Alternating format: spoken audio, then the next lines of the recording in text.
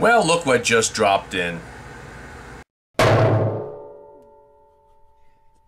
So finally got my hands on this. It finally came in. Been out a little while. Everybody's been reviewing it. Everybody seems to love it. I haven't watched any full reviews on it because I knew I was going to get one eventually, and I didn't want to cloud my mind with other people's ideas of it. I want to vape on it myself. Let's dive down to the table. You're going to see it when I unboxed it, and then I'm going to tell you what I think about it. Okay, so today we're taking a look at the Drop from Digiflavor and Brian from the Vapor Chronicles. Packaging it comes in. Got some information on the back there. Get that sucker open. I have not used this yet. This is the initial look at it, and then of course once we go back up on top, it'll be magically in the future when I've been using it for a while and can tell you what I think about it. So let's start off 810 drip tip. And you got another drip tip here, smaller one. Let's pull that out. So you got the narrow kind. Whoops. You got the narrow kind. It makes it look like a 510, but it's really an 810, so you do get plenty of airflow using that one as well. And it's a frosted. And you got that one on there, chuff cap style. All right. You got a really protruding 510, as you can see there. Nice machining on this. Really looks nice. Now, of course, that looks a little strange, but you'll see why when we start looking at the airflow control, because that's what that's for. The reason it's shaped weirdly like that. All right. Now that looks a little strange, but I'm sure you've probably seen this. This is not a brand new product. Plenty of reviews on this. Most people love it, and once I've been using it for a while, I'll let you know if I love it. I don't see why not.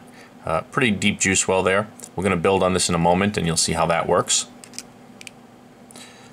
Now, when you put this on, this does lock in a specific spot, meaning when you go to turn it to take it off your atomizer, to take it off your mod, it will turn the base with it, and you know, that's always a nice thing.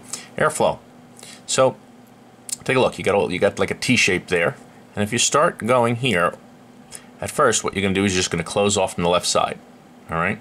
So you're leaving all your airflow across the top, you know, across one side, hitting it completely.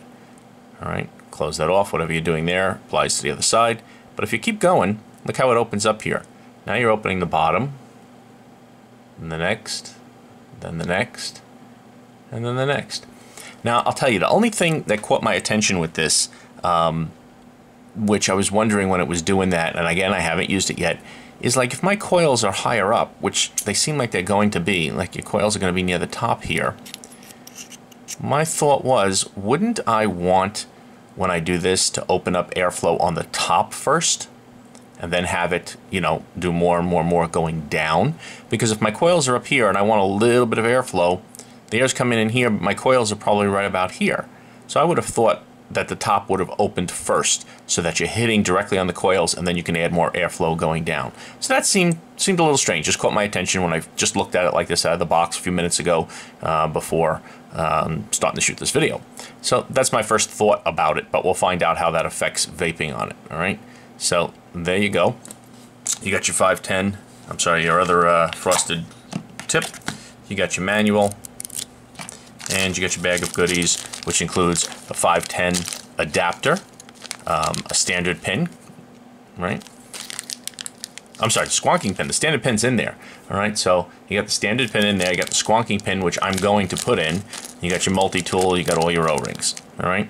So let's go first and take off that that pin and put on the squonking pin, because that's how I'm going to use this thing anyway. Get back here. So multi-tool is a small flat, a large flat, and a Phillips. And those post screws, let's pull this all apart. Those post screws are flat on there.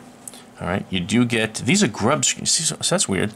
These are grub screws, or this one's flat. This one is a hex or a grub screw. But they're throwing in a multi-tool with a Phillips and nothing for the hex tool there. So a little strange there, a little strange. Let's go ahead and let's take this pin out first. We'll use the larger Phillips here.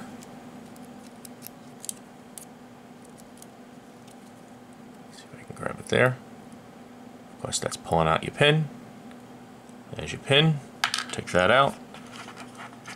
Let's take the squonking pin, which obviously has a hole. Let's throw that in there. And there, okay, so that's where you can use the small, you can use the Phillips probably for that, but I think the flat would work better. Yeah. So a couple of turns. Snug it up, but not too much. And that's a really protruding pin still. Alright, which is always good. Let me get a mod and to put this on, and we'll start coiling it up. Alright, so actually we'll just do it on the ohm reader here. Zoom in a little more. Alright.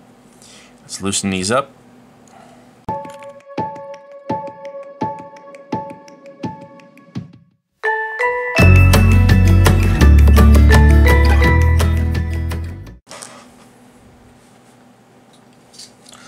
Couple of coils. I'm using some of these 0.3 ohm staggered Claptons there, and this will ohm out to about a 0.14 once they're heated up for 2 coils. So got our coil. What I usually do is space these out a little bit first. So I throw them on the tool, pull them out a little bit just to get them started.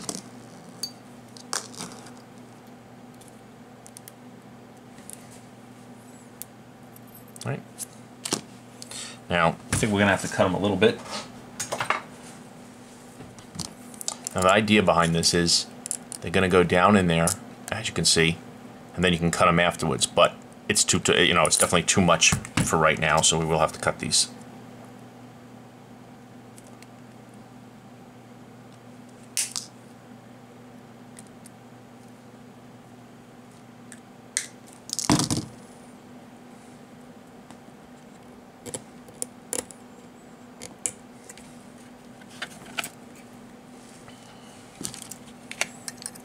Pop them in there. Let's get that tight so it doesn't turn.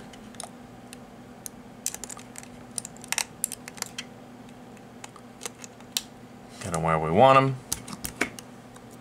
And again, you can bend these over later on.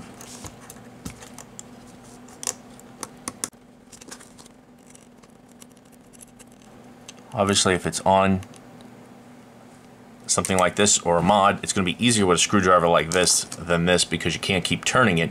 But once it's in there, this will let you crank it down, certainly better than that little blue screwdriver.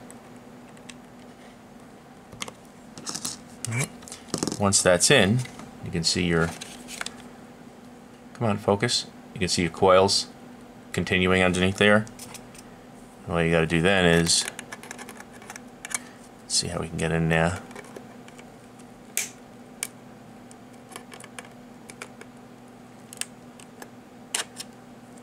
Cut them off. Come on.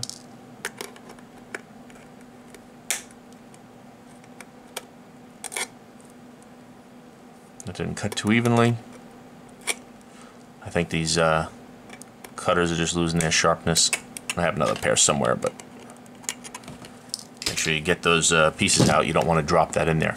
So once the coil is in there, and that's just the first coil, of course. Actually, let's put the other one in, and then we will place them. This way, one doesn't get in the way. So, got the second one.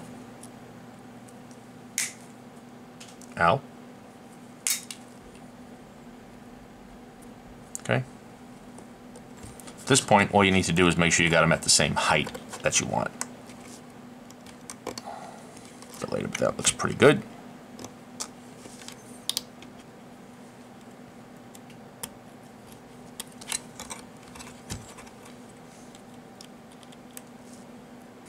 .09. I don't know if you can see that because of the red there. It's always hard to see. There you go. See? There you go. 0.09. Let's do a little bit of pulsing.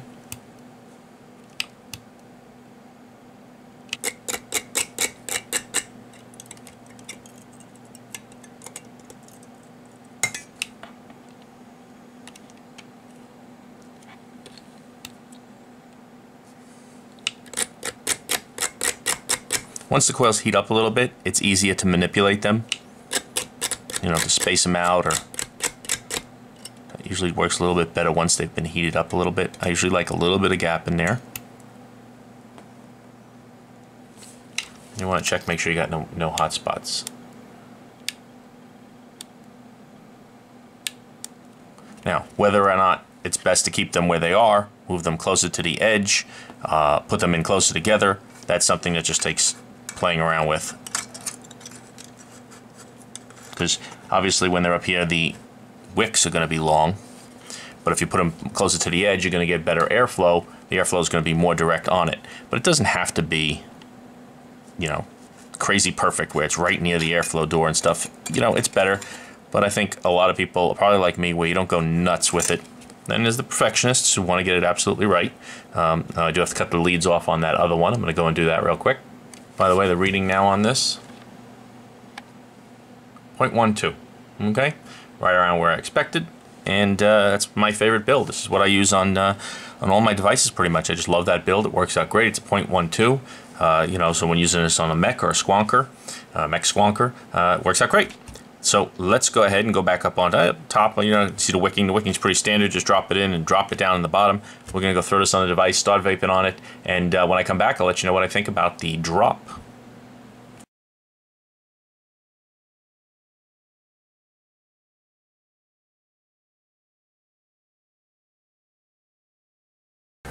All right, so the drop. The brainchild of Brian from the Vapor Chronicles. And who made it? Digiflavor.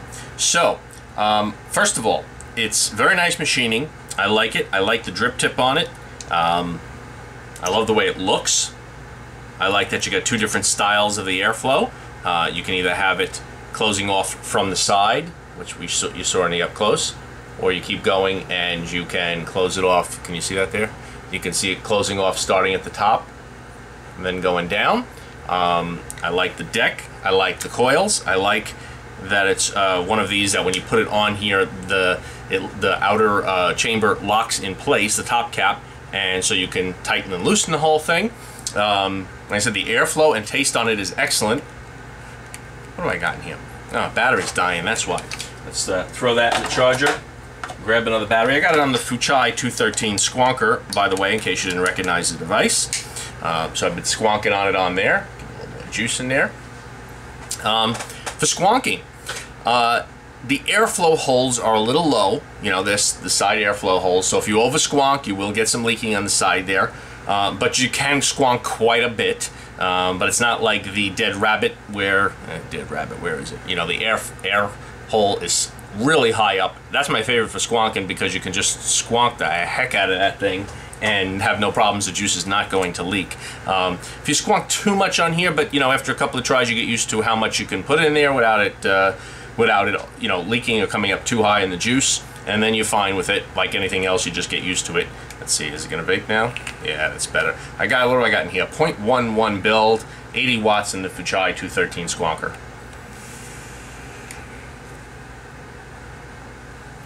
So, I like everything about it. There's only one thing that seemed a little strange to me. And it's not strange, I just wish it was different. When you close off that airflow, all right, using starting from the top, see, it closes the top, then it closes the next one, the next one, it goes down. I wish it started at the bottom. I wish when you turned it, you know, your coils are high up. Your coils are by that top row. So, as you're closing it down, air is coming in through those bottom holes, and then going up, hitting the coil, and coming out, which makes sense. But I think if they designed this piece where instead of it closing, you know, that's the top row, then the next row, then the next row, if they had this coming down like this with openings, you know, like a piece of metal that just came like that, kind of like an L shape there, I think the advantage would have been you start closing the airflow from the bottom and going up, and then your air would come straight in onto the coils. And even better is as you close those bottom holes, you'd block off those holes and make it less likely for juice to come out, which would have been really great because then you're closing off those holes, you can squonk more, and you still got that top airflow coming in. So I'm not sure why they decided to close the airflow starting at the top going down. I would have liked it where it closed the airflow, the bottom two holes, then the next two holes, then the next two holes, you know, and then the top four if you wanted to close that off. I think that would have been a good improvement on it. Maybe version 2, don't know. But other than that, I do like it.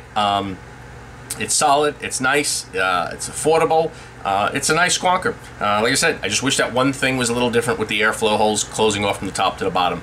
Other than that, I'm very happy with it. It does not get hot at all, by the way. I've been vaping on this thing. I did it on over 100 watts as well. No problems there. Let's bring this up to 100 watts. 88. Come on, keep going, keep going, keep going, keep going, keep going, keep going. Oh, 109, too high.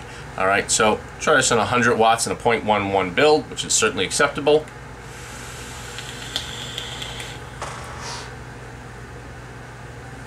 Plenty of vapor, great flavor, really nice. I think I would have liked the airflow holes closing off from the bottom. I've said that too many times, I'm repeating myself. Other than that, I like it. I think it's down to like 25 to 30 bucks you can get this for now.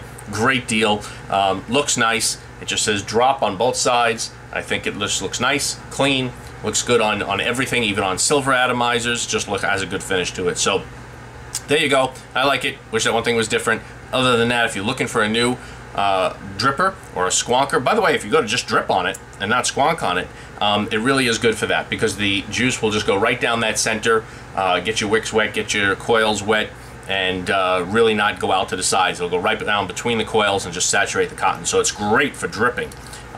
With squonking, the holes are a little low, but certainly acceptable, perfectly fine. Just don't over squonk on it. So there you go. That is the Drop RDA by the Vapor Chronicles and Digiflavor. See you next time.